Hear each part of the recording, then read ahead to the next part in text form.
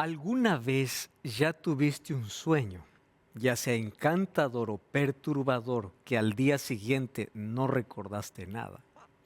Uno hace todo el esfuerzo para poder recordar, pero se da cuenta que el sueño se ha ido. Eso no siempre nos pasa a nosotros, más cuando nos pasa de alguna manera intentamos poder recordar. Un día Nabucodonosor tuvo un sueño que realmente le perturbó. Pero como él era rey, usó todos los medios posibles a su alcance para que alguien pueda ayudarle a recordar qué es lo que soñó. De pronto, se generó una crisis en el imperio babilónico, porque parece que Nabucodonosor enloqueció al ver que ninguna de las personas a quienes él convocó podía adivinar lo que él soñó. Mandó matar a todos los sabios de Babilonia, entre los cuales estaba incluido Daniel y sus amigos. Sin embargo, como ya vimos, en el libro de Daniel vemos que Dios es el protagonista central. Él interviene, Él permite, Él entrega. Incluso, Él hizo olvidar el sueño a Nabucodonosor porque Dios tenía un mensaje urgente para él a través de su siervo en Babilonia, a través de Daniel. Bienvenido, está comenzando Biblia Fácil. Hoy vamos a uno de los capítulos más fascinantes de la parte histórica o narrativa del libro de Daniel. El sueño que tuvo el rey y olvidó. Así que, una vez más, bienvenido. Con Biblia en mano, quiero que puedas estar allí para que juntos podamos ver qué cosa es lo que Dios quiso revelar, por qué Dios se comunicó de esa manera y cuál es el mensaje que Dios tiene para nuestros días. Bienvenido, grande abrazo para ti, felicitaciones por el tiempo que estás invirtiendo en el estudio de la palabra de Dios. Bienvenidos amigos a un nuevo capítulo de Biblia Fácil. Hoy estudiaremos el capítulo 2 de Daniel. Y este capítulo es grande, obviamente, vamos a poder tomar algunos aspectos, más el desafío siempre es en casa poder leer de manera detenida todo el capítulo. ¿Está bien? Vamos a abrir la Biblia, como siempre, antes vamos a orar. Oramos. Gracias, querido Dios, por darnos el privilegio y la oportunidad de poder estudiar tu palabra. Pedimos una vez más tu Santo Espíritu que nos pueda guiar a la comprensión de esta verdad que necesitamos conocer. Tú siempre te comunicas, tú siempre nos hablas de diferentes maneras y nuestros oídos que puedan estar prestos hoy para poder escuchar el mensaje que viene del cielo para nuestra vida. Danos tu bendición, bendice las personas que están en casa acompañando esta serie especial y que ellos puedan ser alcanzados con tu amor, con tu gracia y tu salvación. En el nombre de Jesús. Amén. Amén. Muy bien amigos, vamos al capítulo de hoy, capítulo 2 del libro de Daniel. Estamos hablando sobre una serie especial, Daniel, el profeta apocalíptico. Ya vimos una introducción, el capítulo 1. Hoy nos corresponde el capítulo 2. Y el título de este tema es Del misterio a la revelación. Daniel acaba de ser graduado. Él está con el diploma de haber ocupado el premio excelencia, o mejor, el diploma que puede mostrar de que él es un alumno brillante. Él es graduado de la Universidad de Babilonia, junto a todos sus compañeros. Así que hay una expectativa tremenda. Summa cum laude. Él es recién graduado, sale de la universidad y de pronto el imperio se pone en crisis. Capítulo 2 del libro de Daniel. ¿Cuál es el misterio y cuál es la revelación que encontramos en este capítulo? Versículo 1 dice así: En el segundo año de su reinado, Nabucodonosor tuvo un sueño que perturbó su espíritu y no pudo seguir durmiendo. Recordemos que Daniel estuvo en la universidad junto a sus compañeros por 3 años. ¿Qué pasó? Si él llegó cuando Nabucodonosor se instaló en el reino, aquí dice que apenas han pasado 2 años. ¿Hay algún problema aquí con el tiempo? No. Resulta que en este tiempo, en el tiempo bíblico, en el antiguo cercano oriente, no se contaba el año de ascensión del rey.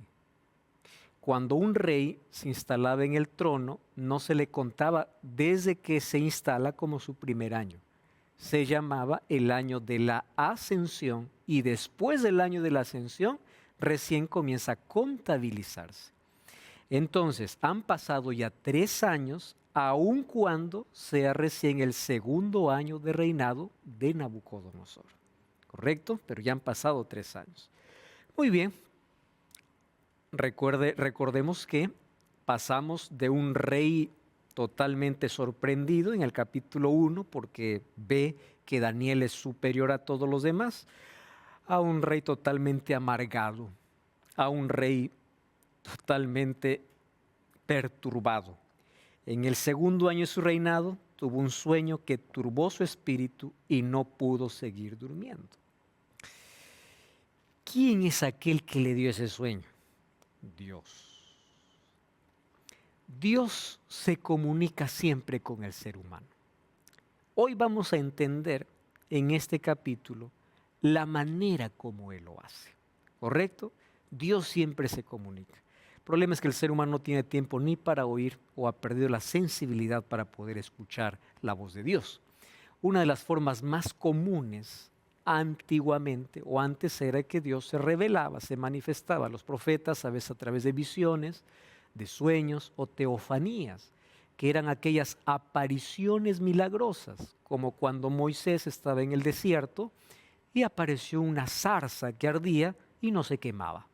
Es una teofanía, una manifestación gloriosa. Bueno, en el caso de Nabucodonosor fue un sueño y Dios estaba comunicando. El libro de Daniel abraza la idea de que Dios revela información objetiva acerca del futuro, un Dios que dirige el curso de la historia y revela eventos antes que ocurran.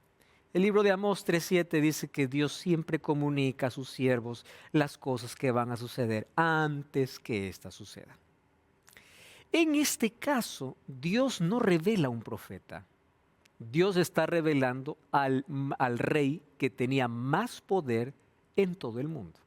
Recordemos que Babilonia llegó a ser uno de los mayores imperios de la historia. El rey más poderoso y más tirano en su momento era Nabucodonosor. Ahora, Dios no iba a revelar algo a Nabucodonosor si es que Dios no tenía un plan. ¿Cuál era el plan?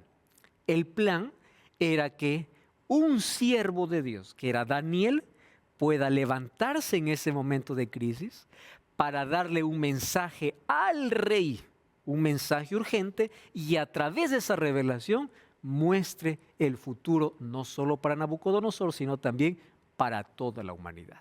Ese fue el propósito. Entonces, Dios siempre se comunica y Él revela información objetiva acerca del futuro. Dios usó una imagen, la imagen de una estatua, para poder mostrar a Nabucodonosor el futuro. Ahora, a mí me interesa cómo es que Dios se comunica. Dios nunca se comunica de forma extraña y en un lenguaje que el ser humano no puede entender. Dios, cada vez que habla al ser humano, lo hace de manera objetiva y lo hace siempre partiendo del conocimiento que el ser humano tiene. Cuando Jesús estuvo en la tierra, el reino de los cielos lo explicaba como a un niño, parecido a un grano de mostaza, una semilla, a un sembrador. Es la manera como Dios explica, a través de nuestro conocimiento. ¿Por qué Dios muestra una estatua para Nabucodonosor? Primero vamos a entender por qué un sueño. Fíjense lo siguiente. En el antiguo cercano oriente, todos los reyes tenían la creencia popular de que sus dioses se comunicaban a través de sueños. Entonces, cuando un rey soñaba algo, no es que soñaba porque comió mucho, soñaba porque su Dios le quería decir algo. Eso era la creencia arraigada que los gobernantes y los reyes tenían. Ahora, que un rey se olvide del sueño significaba que su Dios está molesto. Ahora ustedes quiero que entiendan la desesperación de Nabucodonosor al soñar y olvidarse. No era así un simple sueño, no sé qué soñé, ya pasó, si lo sueño bien. No, había una creencia detrás. ¿Cómo es que algo llega a ser tan importante para uno cuando hay una superstición? Una persona que tiene una superstición, va temprano al trabajo, se le cruza un gato negro, todo su día está arruinado porque cree que un gato negro arruinó su vida. ¿Puede una persona salir sin esa creencia? Le puede cruzar 1000 gatos negros y no pasa nada. Entonces va a depender a la creencia que el ser humano tenga que dé cierto valor o importancia a ciertas cosas. Hay gente que cree en sueños y está siempre, soñé esto va a pasar. Bueno, en el caso de Nabucodonosor era, tuve un sueño, mi Dios se quiere comunicar. Problema, me olvidé. Y si me olvidé significa que mi Dios está enojado. Y yo tengo que arreglar las cosas. Entonces tengo que hacer algo. Entonces ahí está la obsesión de, quiero reunir a toda la élite que tengo aquí. Yo los mantengo, yo los educo. Ahora, este es el examen, esta es la prueba. Entonces yo tengo varias clases de sabios aquí en mi reino, ¿no? Entonces por eso es que Dios envió un sueño y Dios usa imágenes que Nabucodonosor entiende. Por ejemplo, la imagen de una estatua era un elemento reverenciado y destacado en la cultura de Nabucodonosor. Dios no solo comunica la verdad, sino también lo hace en un nivel que el ser humano pudiese comprender. Eso es lo interesante. Dios baja hasta nuestra comprensión que tenemos de las cosas para sacarnos de la tradición a la verdad. Pero Dios usa muchas veces la base, el conocimiento que nosotros tenemos. Allí Dios nos alcanza. Bueno, Dios le revela a Nabucodonosor un sueño. ¿Qué cosa es lo que Dios comunica? Aquí comienza el primer bosquejo profético del libro de Daniel, que culmina con el establecimiento del reino de Dios. Fíjense una cosa, todos los otros bosquejos parten de este primero. Aunque esté en la parte histórica el sueño de Nabucodonosor, el sueño que Nabucodonosor tiene que ver con profecía. Porque luego lo que le he revelado a Nabucodonosor en el capítulo 7 revelado a Daniel. En el capítulo 8 tiene su base en el capítulo 2. Capítulo 10 al 12 tiene su base en el capítulo 2. ¿Recuerdan ustedes lo que le dije la estructura de Daniel como una escalera? Muy bien, este es el primer círculo. Un sueño tiene comienzo y fin. Luego se va a repetir esto, pero para darnos mayores detalles o mayor luz. ¿Qué cosa muestra Dios a Nabucodonosor?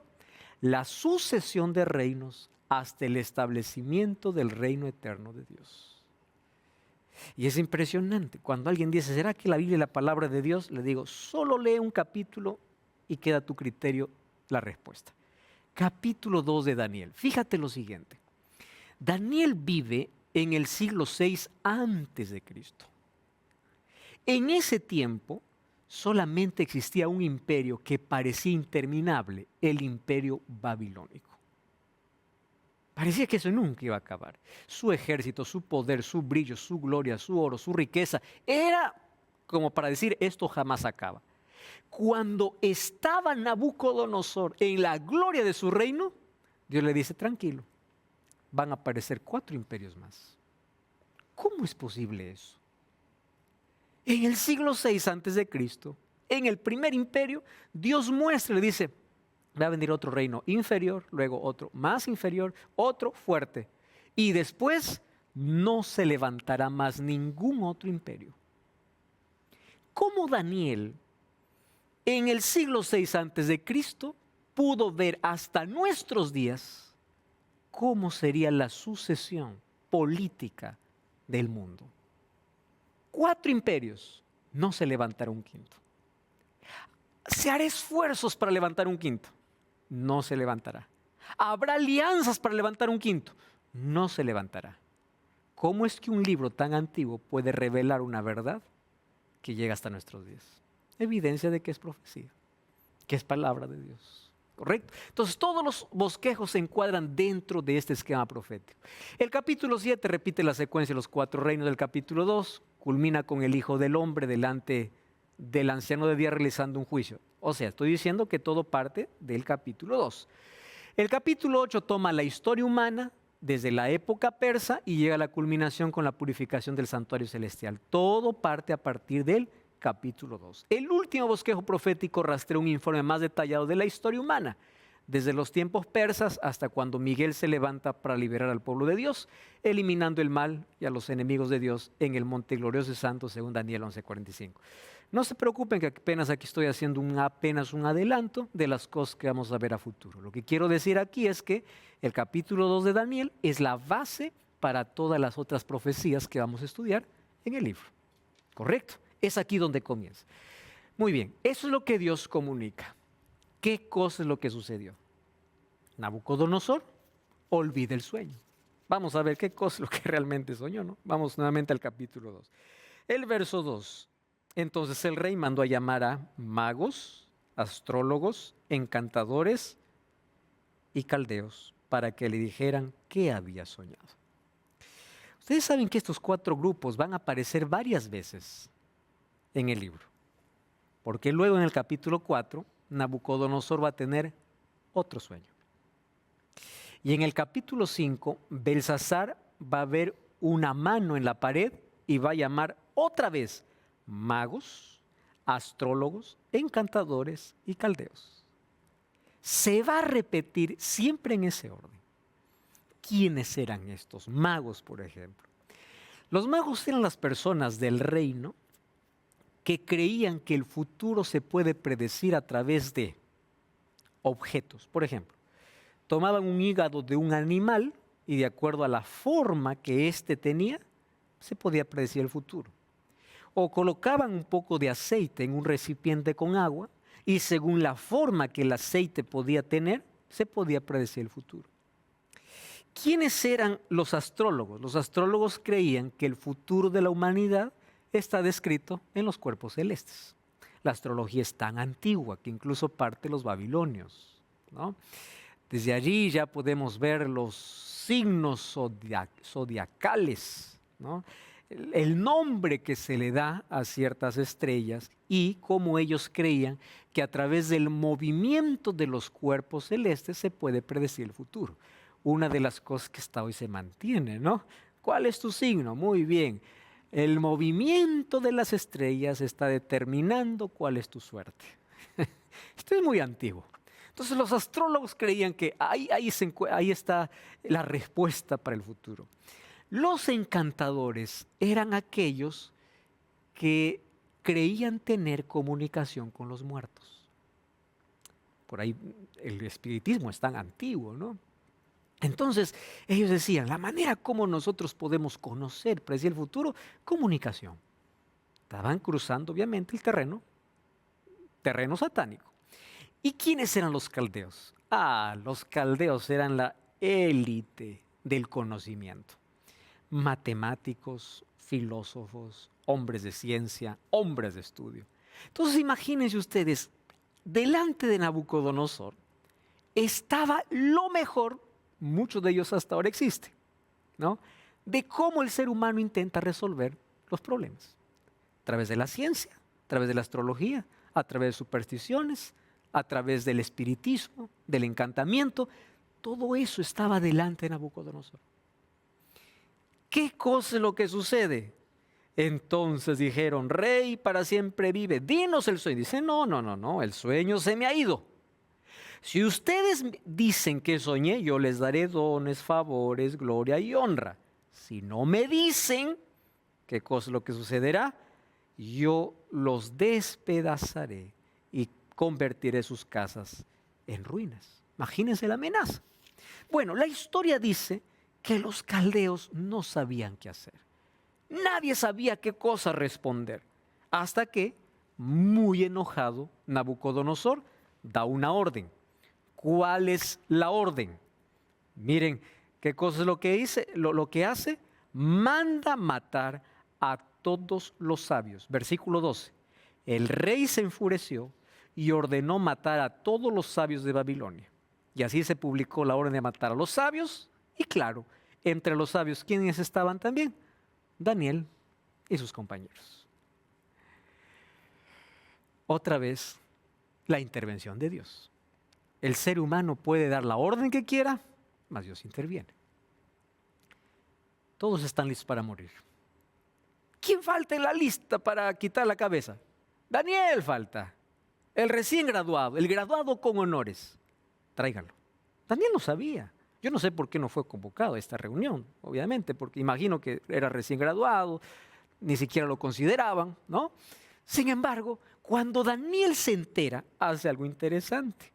Versículo 15. Dijo Arió, capitán del rey: ¿por qué el rey publicó este decreto tan severo? Y Arió explicó el caso a Daniel.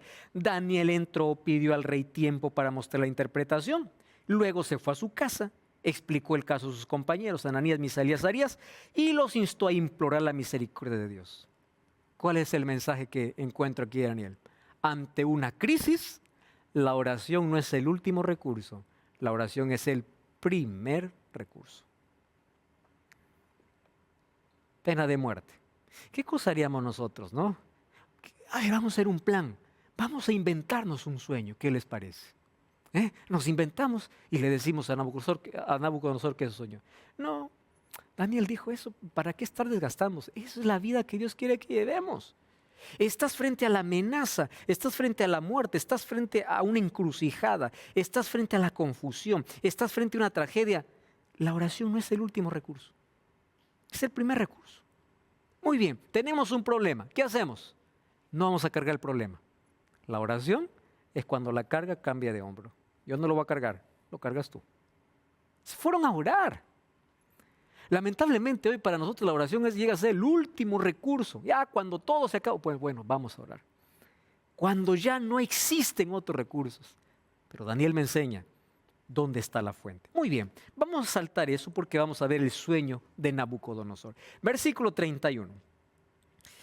Tu rey viste una estatua majestuosa, enorme y brillante. Estaba en pie y su aspecto era terrible. La cabeza era de oro fino, su pecho y sus brazos de plata, su vientre y sus muslos de bronce, sus piernas de hierro, sus pies en parte hierro y en parte barro cocido o arcilla. Mientras tú mirabas, una piedra fue cortada sin intervención de ninguna mano. Hirió a la estatua en sus pies de hierro y arcilla y lo desmenuzó. Entonces se desmenuzaron también el hierro, la arcilla, el bronce, la plata, el oro. Se volvieron como el tamo en las eras de verano que el viento llevó sin dejar rastro alguno. Pero la piedra que hirió a la estatua llegó a ser un gran monte que llenó toda la tierra. Y ahora, ¿cómo interpretamos esto? Vamos a inventar qué significa la cabeza. No, a partir del versículo 36 le dice, este es el significado. Eso es la profecía. Me muestra un símbolo, pero la explicación lo tiene la propia Biblia. Miren el versículo 37. Tú, rey de reyes, eres rey de reyes porque Dios del cielo te ha dado el reino, poder y majestad. Donde quiera que habitan los hombres, bestias del campo, aves del cielo, todos entregados bajo tu dominio. Versículo 39 o el versículo 38 al final. Tú eres esa cabeza de oro. ¿La interpretación dónde está? La Biblia. Entonces, ¿qué representaba esa estatua? Sucesión de poder. Nabucodonosor estaba en la gloria del imperio, parece que eso nunca iba a acabar. Y Dios le dice, Nabucodonosor, tranquilo, tú te has olvidado que eres finito, eres transitorio. ¿No les parece que somos nosotros? Estamos corriendo en la vida, en el mejor momento, parece que somos eternos. Y Dios viene y nos dice, eres finito. Eres transitorio. Los seres humanos creemos que somos eternos. El sueño de Nabucodonosor era, Nabucodonosor, pisa tierra, eres humano. Después tu reino pasará, tú serás historia, porque después se levantará otro y luego otro. Entonces la explicación que da aquí de la estatua está dividida por lo menos en 5 partes. ¿Quién es la cabeza de oro? Nabucodonosor.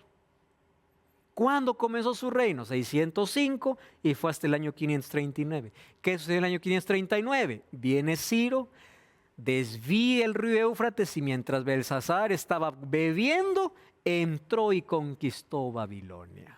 El año 539, ahora se levanta un nuevo imperio que es representado ¿por qué? Por el pecho y los brazos, pero es inferior al oro. Ahora es plata. No tiene la gloria de Babilonia, pero es fuerte. Los medos y los persas. Muy bien, los medos y los persas conquistan el año 539 y va hasta el año 331. ¿Quién aparece en el año 331?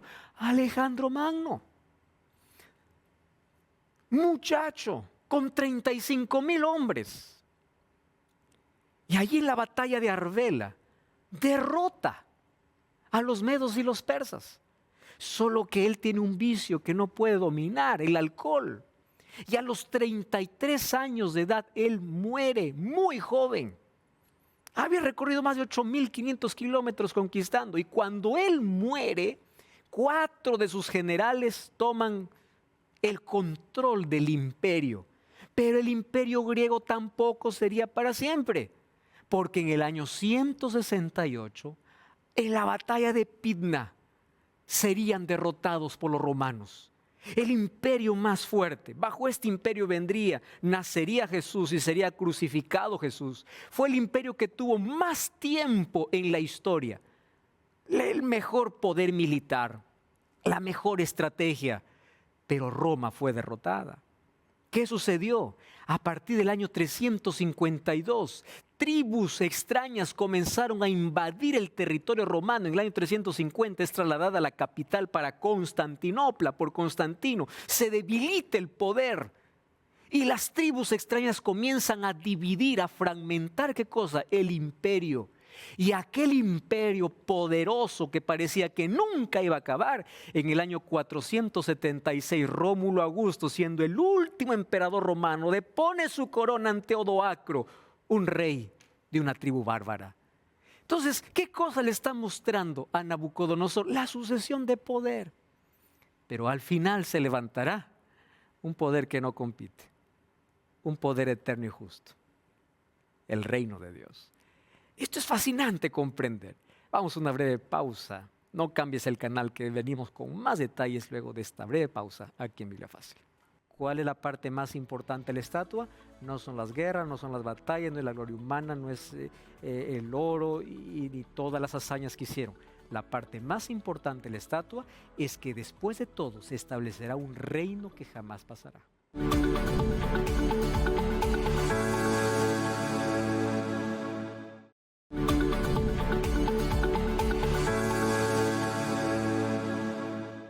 Estudiar la historia y la profecía realmente es fascinante, porque la profecía es un adelanto de lo que la historia va a comprobar. En el capítulo 2 de esta revista que tengo en mis manos está el surgimiento y la caída de los imperios. ¿Quieres conocer más sobre cómo Dios reveló el futuro? Quiero colocar en tus manos entonces la revista Eventos Finales. En esta revista tú vas a encontrar la información necesaria y qué hermoso es poder conocer a un Dios que está al control de la historia.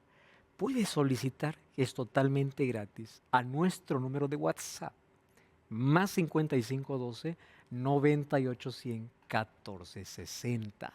Otra vez, más 5512 9810 1460.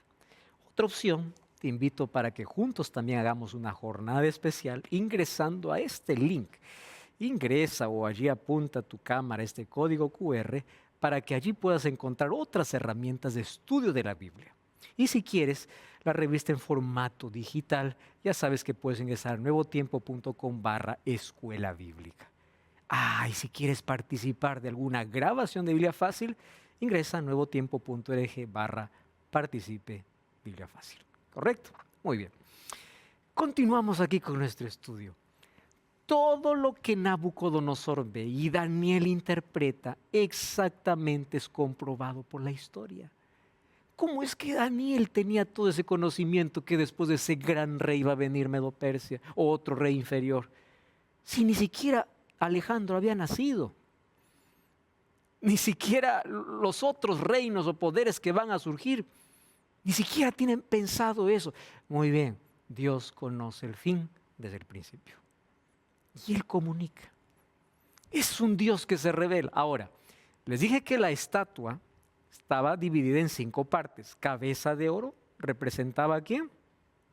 Babilonia, con Nabucodonosor. Pecho y brazos de plata, Medo-Persia, con Ciro y Darío. Vientre y muslos de bronce, a Grecia. Ahí Alejandro el Magno, su gran líder. Luego los 4 generales que toman control del imperio. Y luego vienen las piernas de barro que representa el imperio romano. Piernas de hierro, fuerte, pisoteaba. Parecía que este imperio nunca iba a acabar. Es el imperio que más duración de tiempo tiene la historia, porque va desde el año 168 a.C. hasta el año 476 después de Cristo. Más de 500 años. Imagínense. Bueno, cuando desaparece el imperio romano, ya no se levanta más otro imperio, sino que del imperio romano surge un poder religioso del mismo Roma, con el mismo título, eso veremos en los próximos capítulos, que va a tener otro papel importante en la historia, no como imperio político, mas sí como un aliado de Satanás para perseguir al pueblo de Dios. Pero nos falta, ¿qué cosa? Los pies. Dice que los pies es una mezcla de barro y arcilla, o una mezcla de hierro y barro cocido. Está hablando de puntos frágiles y puntos fuertes. ¿Qué sucede? Cuando las 10 tribus bárbaras, bárbaras significa extranjeras, invaden el territorio romano desde el año 352, ellos comienzan a fraccionar y dividir, y cuando sacan al emperador de escena, se forma lo que hoy llamamos Europa. A partir de esas 10 tribus bárbaras. En el año 352 entraron los álamos, también los francos, los burgundios y suevos entraron en el 406, los visigodos en el 408, los sajones en el 449, los lombardos en el 453, los vándalos en el 406, ostrogodos 453 y érulos 476. Si se dan cuenta, de las 10 que entraron, 7 son las que hasta hoy permanecen, no como tribus obviamente, sino que a partir de allí vienen varios países de Europa. Los álamos formando Alemania, francos Francia, burgundios Suiza, suevos Portugal, visigodos España, sajones Inglaterra, lombardos Italia. Pero hay 3 que dejaron de existir. Guarden esta información. Porque luego vamos a ver en la profecía que de las 10 que invaden el imperio romano, 3 desaparecen. Son los vándalos, ostrogodos y érulos. ¿Por qué desaparecen? Muy bien, esa pregunta lo vamos a responder cuando lleguemos al capítulo 7 o capítulo 8. ¿Correcto? Pero bueno, aquí está. ¿Nosotros en qué parte de la historia estamos? Aquí, porque ya pasaron todos los imperios. Y miren, Daniel 2:43. ¿Qué cosa es lo que dice Daniel para Nabucodonosor? Así como viste el hierro mezclado con barro, se mezclarán por medio de alianzas humanas, pero no se unirán el uno con el otro, así como el hierro no se mezcla con el barro. ¿Se levantará un nuevo imperio? No. ¿Alianzas habrá? Sí. ¿Una moneda les unirá? Sí. ¿Países se unirán para hacer alianzas? Sí. Pero imperio no más. Esta palabra no se unirá. Se intentó contradecir a las Escrituras. Carlomagno, Carlos V, Napoleón Bonaparte, ¿qué cosa intentaron? Unir los países para formar un nuevo imperio. ¿Lo consiguieron? No. Cuando estuvieron a punto de lograrlo, se desbarató. ¿Por qué? La profecía dice, no más se unirán. Porque el próximo imperio ya no será humano. El próximo imperio, ¿qué cosa es? La piedra cortada, la piedra arrancada de una montaña que viene y destruye todo. Si esto representa la humanidad, entonces, ¿qué representa esta piedra? este es el fin de nuestra historia.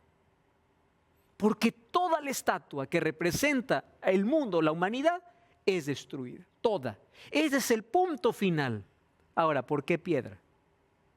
Fíjense, en la Biblia, la referencia a piedras son muchas. Y todas ellas haciendo referencia solamente a Cristo. Vamos a leer solo esos 3 textos, ¿les parece? Vamos al libro de 1 Corintios 10:4. 1 de Corintios, capítulo 10, versículo 4. Dice así: todos bebieron la misma bebida espiritual porque bebían de la roca espiritual que los seguía. Y la roca, en otra versión dice piedra, y la piedra, ¿quién era? Cristo. Piedra en la Biblia, símbolo de ¿quién? De Cristo. Isaías capítulo 28, versículo 16. Antiguo Testamento. Isaías capítulo 28, verso 16. Así dice el Señor: yo pongo en Sión por fundamento una piedra, piedra probada. Escuchen aquí, piedra angular, piedra preciosa, de cimiento seguro. El que crea no vacilará. Piedra probada, piedra angular, piedra preciosa y piedra de cimiento. ¿Quién es esa piedra? Vamos entonces a Lucas 20, 17. Lucas capítulo 20, versículo 17 y versículo 18. Dice así: pero él, hablando Jesús, mirándoles, les preguntó: ¿qué significa lo que está escrito? La piedra que condenaron los edificadores ha venido a ser la piedra angular. ¿Recuerdan esa referencia? Piedra angular. Todo el que caiga sobre esa piedra será quebrantado, porque aquel sobre quien caiga la piedra lo desmenuzará. ¿Quién es esa piedra aquí? Jesucristo. Entonces, ¿qué cosa representa esta piedra arrancada no con mano de hombre? Es divina, que destruye toda la estatua. La segunda venida de Jesús. ¿Dónde nosotros estamos en la historia? Babilonia cayó. Medo-Persia cayó. Grecia cayó. Roma cayó. Nosotros estamos en los pies. Entonces, el evento más grande de nuestra historia será la piedra. ¿Y esta piedra cuál es? La venida de Jesús. ¿Qué cosa le estaba diciendo Dios a Nabucodonosor? Tu reino, por más glorioso que parezca, pasará. Pero Nabucodonosor, yo te invito a un reino que jamás pasará. Y ese reino es el reino de Cristo. Dios le estaba llamando a Nabucodonosor a abrir sus ojos a un reino superior del cual él creía que era. Superior. Por eso es que le muestra incluso el sueño para Nabucodonosor. Aquí viene la otra parte. ¿Por qué es que Dios se comunica? La primera parte es cómo Dios se comunica.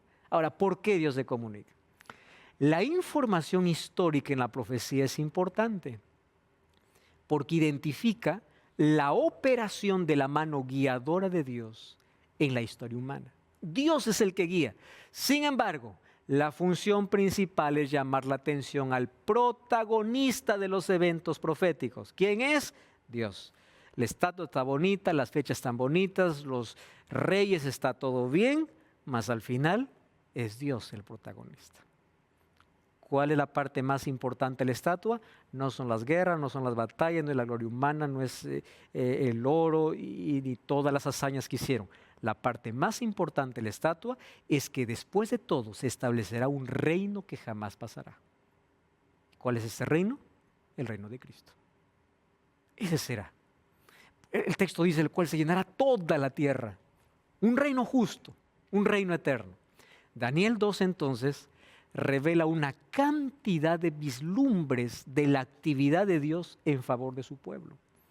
Él se manifiesta como el Señor de la historia, que trasciende las maniobras políticas, las luchas por el poder y el desfile de los imperios mundiales. ¿Y qué cosa establece finalmente?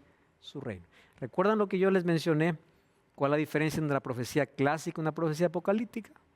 La profecía clásica es: arrepiéntete porque si no un juicio está en camino. vuelvan al Señor. El pacto es este, no quebranten esto. ¿Cuál es la profecía apocalíptica? Esto es el plan que Dios tiene. Los seres humanos pueden intervenir, los seres humanos pueden levantarse, reinos van a surgir, van a caer, pero al final la historia lo conduce Dios. Entonces, ¿qué cosa es lo bonito de entender la profecía apocalíptica? De que Dios ya definió cómo será la última página de nuestra historia. No lo define una guerra, ni una alianza política, no habrá guerra nuclear, ni tercera guerra mundial, el fin del mundo no vendrá como por allí se va mencionando, el sol aquí exterminará con la humanidad, que un asteroide caerá. No, el fin está decidido, está definido. El ser humano puede hacer lo que quiera, el ser humano puede levantar el poder que quiera, pero al final el establecimiento del reino de Dios es lo que viene. Es eso. Y eso nos muestra la profecía. Naciones y gobernantes están en las manos de Dios. Dios es el que dirige el curso de la historia humana. No está en las manos del ser humano. Ahora, vamos a algunas lecciones importantes de este sueño o de esta historia. Primera lección. Aquí coloqué 2 textos de Daniel 2. Fíjense.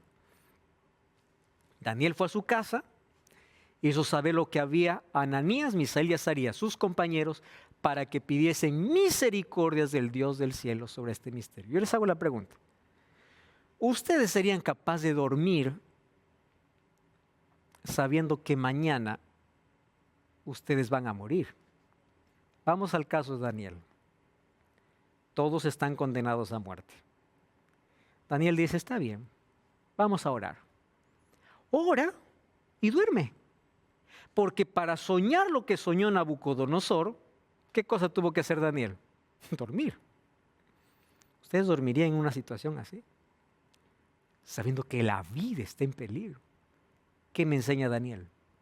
Cuando tú colocas en las manos de Dios, suelta, no lo sigas cargando.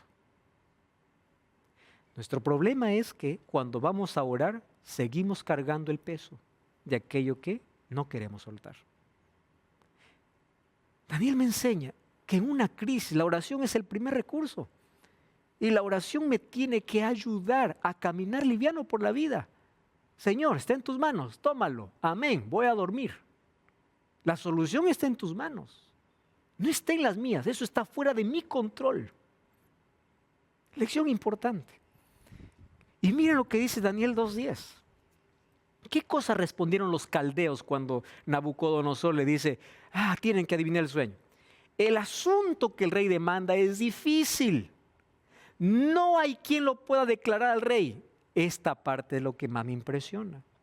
Salvo los dioses cuya morada no es con la carne. Quiere decir, ni filósofos científicos, ni encantadores, ni caldeos, ni astrólogos, ni adivinos tenían comunicación ¿con quién? Con ese Dios. ¿Quién es aquel Dios del cual se referían estos que ellos no tenían contacto? Era el Dios de Daniel. ¿Qué es lo importante de esta historia? Relación con Dios. Es lo que marca la diferencia. Mientras la ciencia, la astrología, el humanismo, el materialismo y todo lo que el mundo ofrece te puede dar ciertas soluciones, la mejor solución siempre es tener contacto con aquel Dios que el mundo no tiene contacto, con el Dios verdadero. Otra cosa que me enseña Daniel, no solo es orar, es agradecer. A veces oramos a Dios, Señor, dame, y Dios nos responde en su misericordia. Ni gracias, sigo la vida. Mira lo que dice Daniel 2:20 al 23. Alabado sea por siempre el nombre de Dios. Suyos son la sabiduría y el poder. Él cambia los tiempos y las épocas. Pone y depone reyes. A los sabios da sabiduría, a los inteligentes discernimiento. Revela lo profundo y lo escondido. Sabe lo que se oculta en las sombras. En Él habita la luz. A ti, Dios de mis padres, te alabo y te doy gracias. Me has dado sabiduría y poder. Me has dado a conocer lo que te pedimos. Me has dado a conocer el sueño del rey.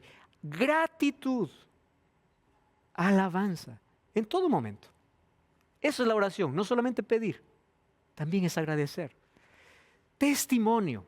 Cuando Daniel se presenta al rey, le dice, Este asunto, rey, nadie lo va a solucionar. Pero me encanta lo que menciona. Hay un Dios en los cielos que revela los misterios. ¿Qué le está diciendo a Nabucodonosor? Mira, Nabucodonosor, con todo respeto, esos dioses a quienes tú rindes adoración no sirven para nada.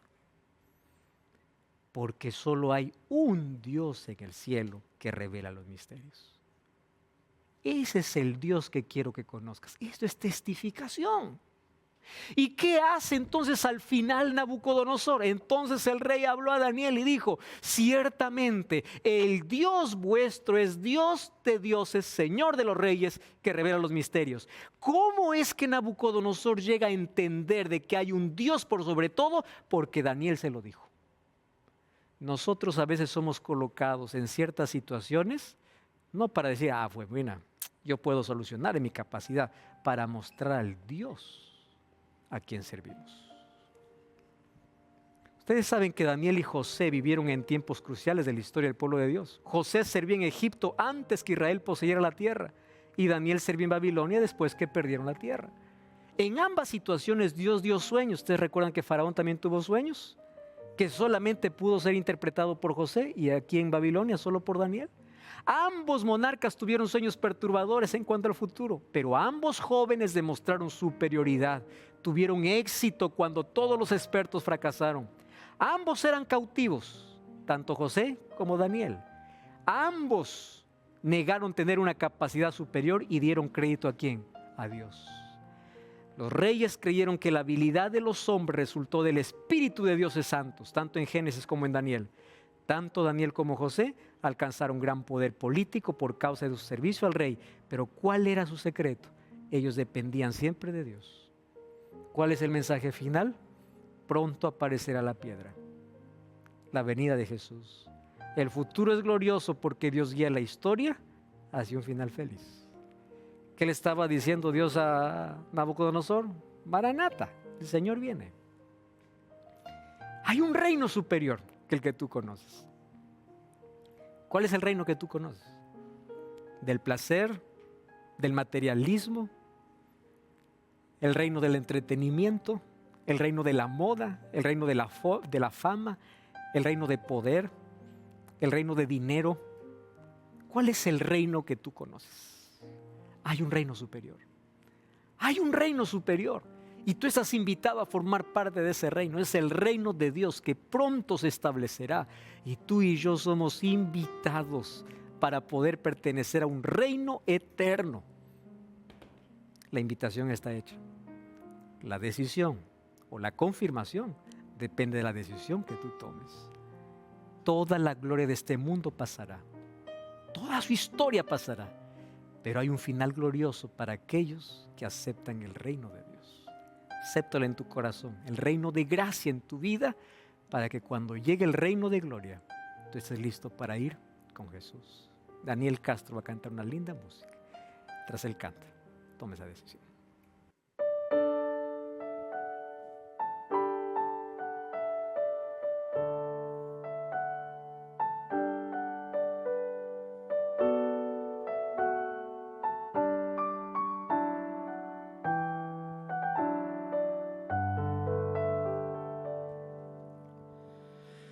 Podrás tener la vida perfecta, un hombre que se aplauda al oír, un comodín con miles de ceros, piscinas, un bello jardín.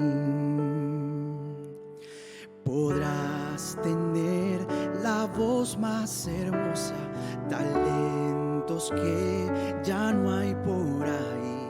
Podrás decir, no me falta nada, que más yo puedo pedir. Mas llegarán los años en que tú dirás, todo fue vanidad. Y en un frío y silencioso llanto te arrepentirás. Así que déjame decirte hoy que si no estás con Dios no vas a ser feliz, por más que tengas, solo Él puede llenar el vacío que hay en ti.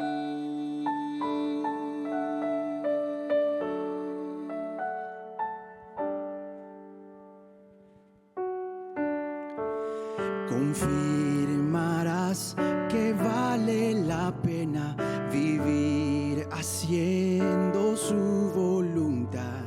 Tendrás la paz que siempre buscaste, feliz al fin dormirás. Verás que todo es como basura al compararlo a Cristo Jesús. Querrás a otros dar la noticia que el cielo está cerca de aquí. Y llegarán los años en que tú dirás: todo es felicidad. Y en un santo y reverente canto le agradecerás. Así que déjame decirte hoy que si no estás con Dios no vas a ser feliz. Por más que tengas, solo Él puede llenar el vacío que hay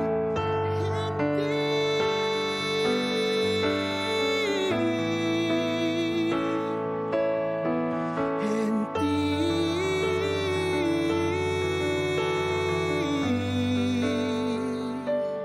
Te pregunto, cuando pasen los años, ¿qué es lo que dirás? ¿Qué es lo que cantarás? Una fría melodía, un canto de felicidad. Así que déjame decirte hoy que si no estás con Dios no vas a ser feliz.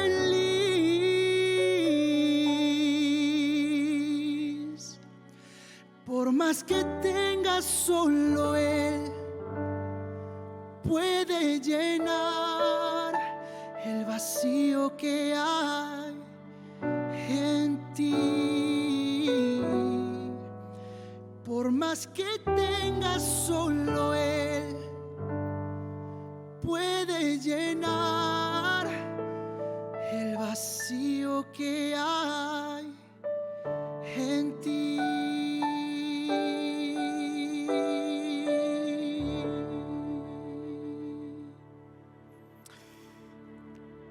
Tú fuiste creado para Dios. Jamás podrás llenar el vacío de la vida sin Él. Has corrido en la dirección equivocada para poder intentar llenar el vacío de la vida. Fuiste tras el placer, te llena los pocos. ¿Y qué hay cuando pasa su efecto? Corriste tras el alcohol, estás alegre por un momento. ¿Y qué hay cuando pasa su efecto? Corriste tras la droga. ¿Y qué hay cuando pasa su efecto? Corriste tras la fama. ¿Y qué hay cuando regresas a la soledad de tu cuarto? ¿Tras de qué estás corriendo en esta vida? La gloria de este mundo es pasajera. Todas estas cosas están llegando a su final. Lo más importante siempre será mirar más allá del presente.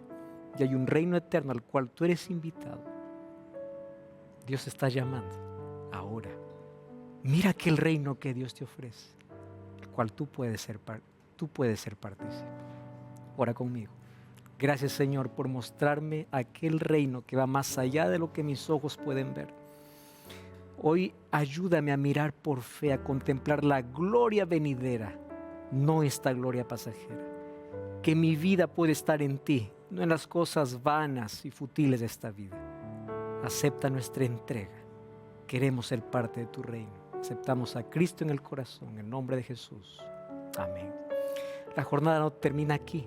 Ingresa ahora mismo a este link, escanea este código QR y yo te espero allí ahora mismo para continuar estudiando la palabra de Dios. Busca una iglesia adventista el séptimo día y allí te espero. Dios te bendiga. Un gran abrazo. Hasta la próxima.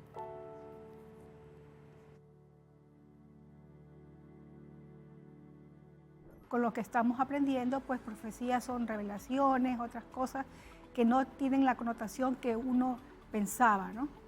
Tan maravilloso, tan joven, ¿sí? Y que revela el sueño de Nabucodonosor.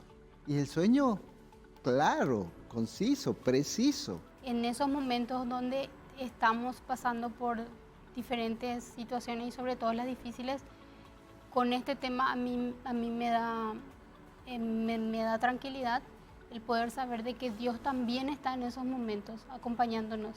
Es lo que nos indica el día del fin.